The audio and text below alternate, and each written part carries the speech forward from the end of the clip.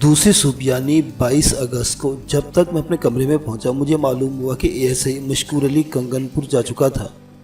मैं रोज़मर्रा के कामों को निपटाने लगा। तलाई कंगन वाले मुनक्कश संदली बक्स को मैंने कल रात से ही एक इंतहाई महफूज मुकाम पर रख दिया था। ये छोटा सा बक्स अपने अंदर इतना बड़ा तूफान रखता था जो अगर मंजर आम पर आ जाता तो मलिक दिलदार की ऐसी कम तैसी कर सकता था। आम हालात में इस बक्स और इसमें पाई जाने वाली अशिया की वो अहमियत नहीं थी जो इलेक्शन के इस नाजुक तरीन मौका पर थी। ये एक ऐसी चिंगारी थी जो मलिक दिलदार के सियासी नशीमन को पलक झपकते में जलाकर खाकस्तर कर सकती थी। इस सिलसिले में मलिक की कोई वजाहत, कोई तावील काम आने वाली नहीं थी। मुखालिफ पार्टी भी इसकी टक्कर की थी और मलिक की मामूली से मामूली कमज़ोरी को हासिल करने के लिए कोशा थी। आने वाले हालात से भी यही जाहिर हो रहा था कि मलिक दिलदार का भट्टा बैठने वाला है, इसका बाजा बजने वाला है और इसका जुलूस निकलने वाला है।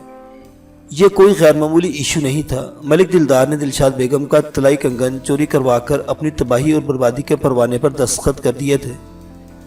दोपहर से थोड़ी देर पहले मुझे ज़रा फुर्सत मिली तो मैंने हवालात में बंद रब नवाज को अपने कमरे में बुला लिया। हवालात में गुजारी हुई 2 रातों ने इसकी रानाई को निचोड़ कर रख दिया था और इस वक्त कमरे में अकेला ही था। मैंने इसे कुर्सी पर बैठने का इशारा किया। जब वो झिझकते हुए सूकड़ सिमट कर बैठ गया तो मैंने इसे पूछा, अब तो तुम्हें कोई शिकायत नहीं है? इस रात के बाद से तुम्हें किसी ने नहीं मारा ना? मारा तो किसी ने नहीं जनाब, वो सरासीमा लहजे में बोला, मगर मैं पल पल अपने वजूद के अंदर मर रहा हूँ। आप मुझे जल्दी से बाहर निकाल दे ताकि मैं बसीरपुर छोड़कर कहीं दूर निकल जाऊँ। तुम बसीरपुर क्यों छोड़ना चाहते हो? मैंने पूछा। जनाब आपने तो मुझे नहीं बताया, लेकिन मैंने उड़ती उड़ती सुन ली है। वो कदरे खौफजदा लहजे में बोला, आपने मलिक दिलदार की हवेली में छापा मारकर मसरूका जरूरी बक्स बरामद कर लिया है और मलिक साहिब को भी आप छोड़ेंगे नहीं। मैं जब इनके खिलाफ गवाही दूंगा तो वो मेरे खुले दुश्मन बन जाएंगे, फिर मुझे जान बचाना मुश्किल हो जाएगी। मैं इसलिए यहाँ से बहुत दूर चला जाना चाहता हूँ। मैंने तसल्ली आमेज़ लहजे में कहा, तुम्हें ज़्यादा फिक्रमंद होने की ज़रूरत नहीं है रब नवाज। तुमने अब तक कानून से ताउन किया है, अगर आइंदा भी ताउन का ऐसा ही मुजाहरा करते रहे तो मैं तुम्हारे तहफ़्फ़ुज़ का ज़रूर बंदोबस्त करूँगा। मलिक दिलदार तुम्हारा बाल भी पीका नहीं कर सकेगा। अब तो वो ऐसी मुसीबत में गिरफ्तार होने वाला है कि इसे अपना आप बचाना मुश्किल हो जाएगा। आपकी बातों से थोड़ा सा हौसला मिल रहा है, वो सहमे हुए लहजे में बोला, वरना मलिक साहिब के कहर से मैं अच्छी तरह वाकिफ़ हूँ। मैंने इसे कुरेदने की खातिर पूछा, रब नवाज से सच बताओ, तुमने ये चोरी मलिक दिलदार के कहने पर की थी? रब दी सो मलिक साहिब, वो हाथ जोड़ते बोला, मैंने आपसे कोई गलत बयानी नहीं की। मलिक दिलदार ने जो हुक्म दिया मैंने इसके मुताबिक अमल किया था। मैंने पूछा, क्या तुमने रास्ते में कंगन वाले बक्स को खोल कर देखने की कोशिश की थी? ना जनाब, मैं ऐसी गलती कैसे कर सकता था? वो कानों को हाथ लगाते हुए बोला, मलिक साहब ने ख़ास तौर पर मुझे ताकीद की थी कि बक्स को खोल कर देखने का ख्याल भी दिल में ना लाओ।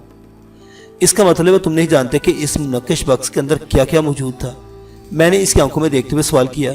वो तामुल करते हुए बोला, तलाई कंगन के बारे में तो आपने मुझे बता ही दिया था। मैं तो सिर्फ ये जानता था कि बक्स के अंदर कोई कीमती चीज़ होगी। एक लम्हे को रुककर इसने पूछा, थानेदार साहिब, क्या कंगन के अलावा भी बक्स में कुछ और भी था? हाँ, बहुत कुछ था। मैंने मुबहम सा जवाब दिया। फिर मौजू बदलते हुए पूछा, क्या तुम अदालत में बड़े मलिक के खिलाफ गवाही देने के लिए तैयार हो? अब मैं आपकी पनाह में हूँ जनाब, वो मजबूत लहजे में बोला। मलिक दिलदार तो वैसे भी इस वाक़े के बाद मेरी जान का दुश्मन हो जाएगा। आप जो कहेंगे मैं ज़रूर करूँगा। फिर मलिक दिलदार के खिलाफ गवाही देना कोई गलत बात नहीं होगी। इसने मुझसे बक्स चोरी करवाया है, ये एक हकीकत है। जब इंसान के सामने 2 रास्ते हों, एक सच्चाई का दूसरा बुराई का, और साथ ही मौत इसके सर पर खड़ी हो, तो हमेशा सच्चाई का रास्ता अपनाना चाहिए, ताकि अगर मुकद्दर से वो जिंदा बच जाए तो इससे अपने किए पर कोई परेशानी ना हो। ये तो तुमने बड़ी दानिशमंदाना बात की है रब नवाज, मैंने सराहने वाले अंदाज में कहा। बस जी, मैं तो अनपढ़ देहाती किस्म का बंदा हूँ, वो इनकिसार से बोला। मुझ में दानिशमंदी कहाँ से आ गई? एक बात जहन में आई थी, वो मैंने ज़ुबान से कह दी। हम बातें कर रहे थे कि एक कांस्टेबल फूली हुई सांस के साथ मेरे कमरे में दाखिल हुआ। घबराए हुए लहजे में बोला, मलिक साहिब, मलिक दिलदार थाने की तरफ आ रहा है। मलिक साहिब, मैंने चौंकते हुए दोहराया, क्या वो शाम से पहले ही बसीरपुर पहुंच गया था? कांस्टेबल ने बताया, जनाब, मलिक दिलदार अकेला नहीं बल्कि इसके साथ चंद अफराद भी हैं। एक लम्हे के तवक्कुफ से इसने इजाफा किया।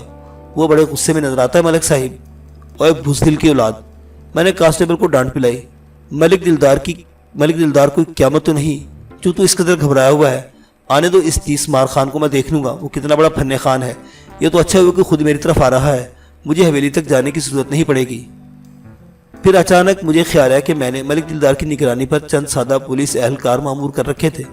پتہ نہیں کہ ان کو کیا ہوا تھا کہ اب تک کہیں نظر نہیں آ رہے تھے۔ یہی سوال جب میں نے اطلاع لانے والے کانسٹیبل سے کیا، اس نے بتایا ملک صاحب وہ سب بھی ملک دلدار کے پیچھے پیچھے آ رہے ہیں۔ دراصل ملک دلدار نے یہ اقدام انتہائی تیزی سے کیا کہ ان کو پیش کی اطلاع دینے کی مہلت نہیں مل سکی۔ اس دوران میں نے یہ بات خاص طور پر نوٹ کی تھی کہ رب نواز کی حالت خاصی غیر ہو رہی تھی۔ اس کے چہرے پر زردی کھنڈ گئی تھی اور آنکھوں میں خوف و ہراس کے سائے لہرا رہے تھے۔ میں نے رب نواز کو مخاطب کرتے ہوئے کہا، تمہارا امتحان آن پہنچا ہے رب نواز، مجھے کیا کرنا ہوگا تھانے دار صاحب؟ وہ کمزور سی آواز میں بولا۔ میں نے کہا تمہیں سچ کی صدا بلند کرنا ہوگی۔ میں نے کھوجنے والی نگاہ سے اس کا جائزہ لیا، پھر سمجھانے والے انداز میں کہا، رب نواز تم جو بھی کہو گے سچ کہو گے اور سچ کے سوا کچھ نہیں کہو گے۔ ایک طرح سے تم یہ سمجھ لو کہ عدالت کے روبرو کھڑے ہو اور جج کے سامنے تمہاری گواہی ہو رہی ہے۔ میری بات ختم ہوئی تھی کہ ملک دلدار دندناتے ہوئے کمرے میں داخل ہوا۔ اس کے ساتھ اس کا چھوٹا بھائی ملک فیاض احمد بھی تھا، جس کی موجودگی میں نے حویلی کی تلاشی لے کر منقش جویلری باکس برآمد کیا تھا۔ اس کے علاوہ ملک کے چند ہواری بھی اس کے ساتھ تھے۔ برآمدے میں موجود پولیس اہلکاروں نے روکنے کی کوشش کی تھی، تاہم ہر رکاوٹ کو نظر انداز کرتے ہوئے آندھی طوفان کی مانند اندر گھس آئے تھے۔ ملک دلدار کو میں پہلی مرتبہ دیکھ رہا تھا۔ وہ درمیانے قد کا مالک ایک ادھیڑ عمر شخص تھا۔ اس کی کاٹھی خاصی مضبوط دکھائی دیتی تھی، تاہم خد و خال سے وہ غسیلا، منہ پھٹ اور لڑاکا نظر آتا تھا۔ ان صفات کا اس نے فوراً عملی مظاہرہ بھی کر ڈالا۔ اس نے مجھے مخاطب کرتے ہوئے ترش و تلخ لہجے میں کہا، تھانے دار صاحب آپ نے بصیر پور میں یہ کیا اندھیر مچا رکھی ہے؟ مجھے پہلے اس کی آمد اور عذابات اس کا انداز تخاطب سخت ناگوار گزرا، تاہم موقع کی مناسبت سے میں نے ضبط کا مظاہرہ کیا اور معتدل لہجے میں کہا، ملک صاحب میں نے کیا اندھیر مچانا ہے؟ خیر تو ہے، آپ بڑے تیش میں نظر آ رہے ہیں۔ وہ میرے سوال کو نظر انداز کرتے ہوئے بولا، کہاں ہے وہ تخم بد رب نواز جس نے میرے خلاف یہ سازش بنی ہے؟ میں اس نمک حرام کی بوٹی بوٹی کر کے جیل چیل کووں کو کھلاؤں گا۔ پھر اس کی نظر ایک جانب کھڑے رب نواز پر پڑ گئی۔ ملک دلدار کی آمد کی خبر سن کر وہ کمرے کے کونے میں چلا گیا تھا۔ ملک دلدار نے قہر آلود نظر سے رب نواز کو دیکھا، پھر اس پر جھپٹنے کے لیے آگے بڑھا، مگر اسے اس کوشش میں ناکامی کا منہ دیکھنا پڑا۔ میرے اشارے پر ایسے ہی خورشید خانے سے شانوں سے پکڑ کر روک دیا تھا۔ ملک دلدار کے ساتھ ہی میرے تھانے کے عملے کے چند افراد بھی اندر آ گئے تھے۔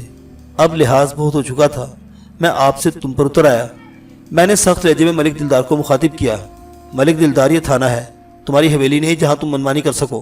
یاد رکھو اگر اب تم نے ایسی ویسی حرکت کی تو میں طاقت استعمال کرنے پر مجبور ہو جاؤں گا۔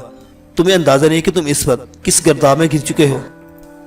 تمہارے خلاف پہلے ہی میں بہت مال مسالہ جمع کر چکا ہوں۔ کیا کیا میں نے؟ وہ اکھڑ لہجے میں بولا، تم نے اپنے ایک ملازم رب نواز سے سنگین چوری جیسا سنگین جرم کروایا ہے۔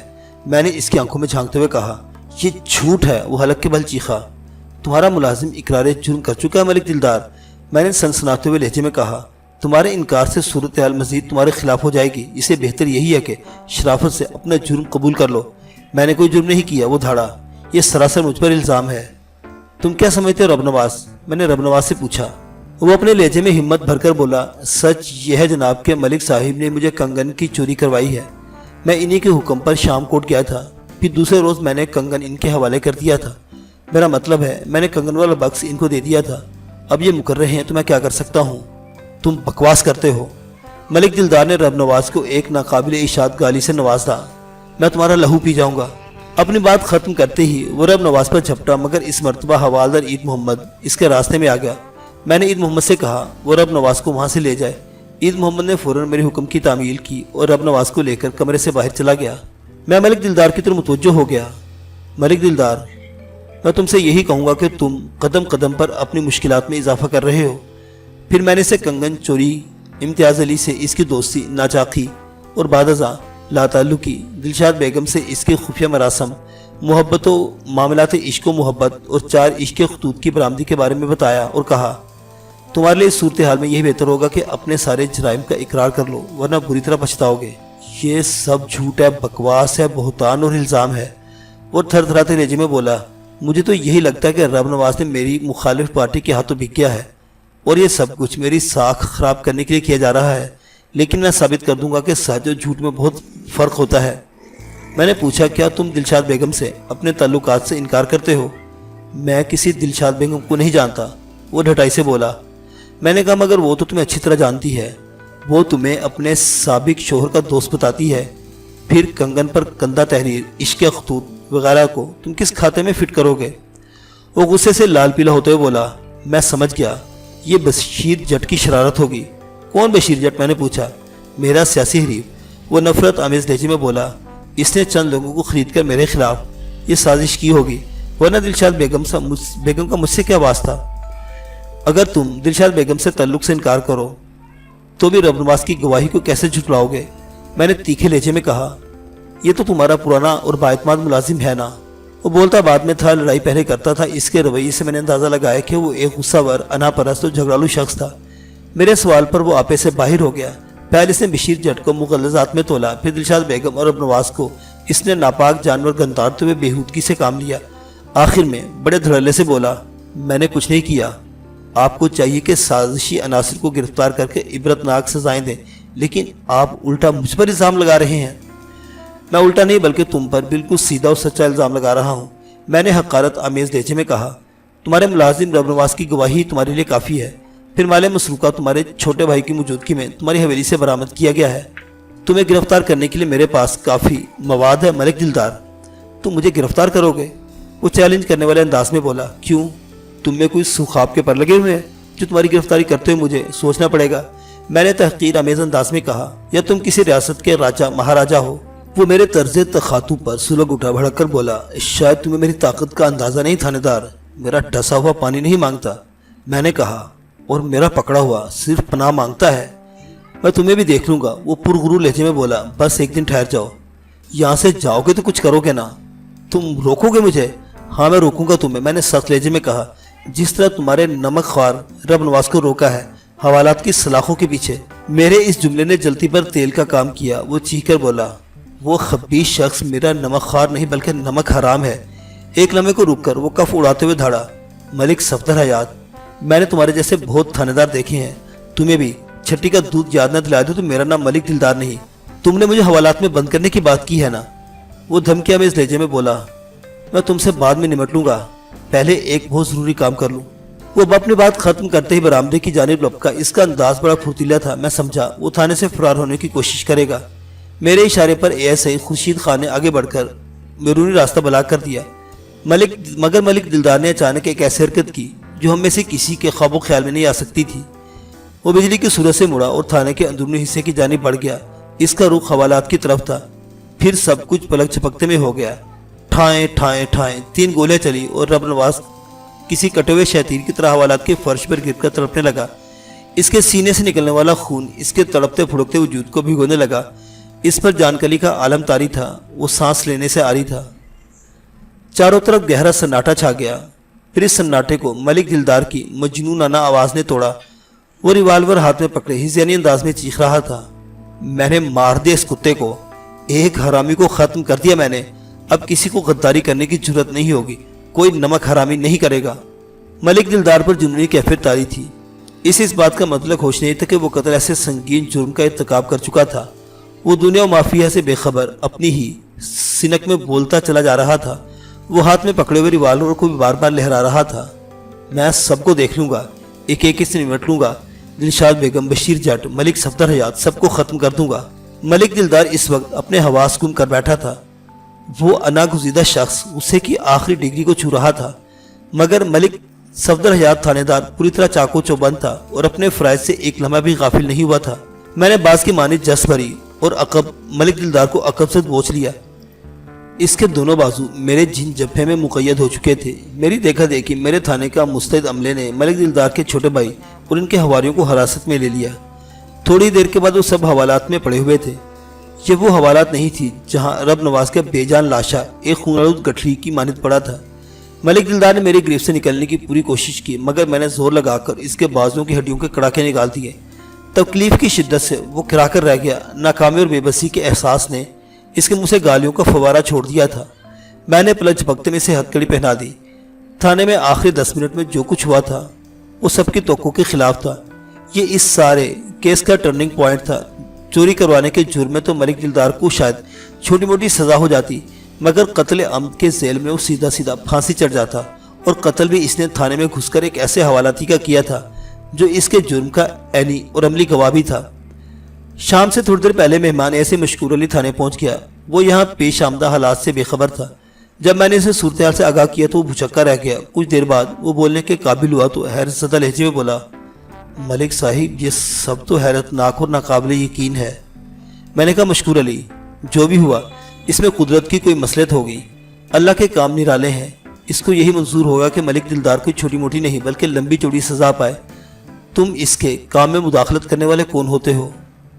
मशकूर अली ने कहा, वैसे मलिक साहिब, इस गैर मुतवक्को वाक़े ने काम आसान कर दिया है। दिलशाद बेगम का मसरूक़ा माल बरामद हो गया और इस वारदात के 2 मुजरिमों में से एक हादसाती मौत मर गया, दूसरा पहले के कत्ल के इल्ज़ाम में फांसी पर चढ़ जाएगा। शायद इसी को कहते हैं खस कम जहां पाक। मैंने ऐसे ही मशकूर अली के बयान पर कोई तबसरा नहीं किया। दूसरे रोज़ मैंने ज़ाब्ते की ज़रूरी कार्रवाई करके माल मसरूक़ा ऐसे मशकूर अली की तहवील में दे दिया। वो मेरा शुक्रिया अदा करते हुए खुशी खुशी कंगनपुर रवाना हो गया।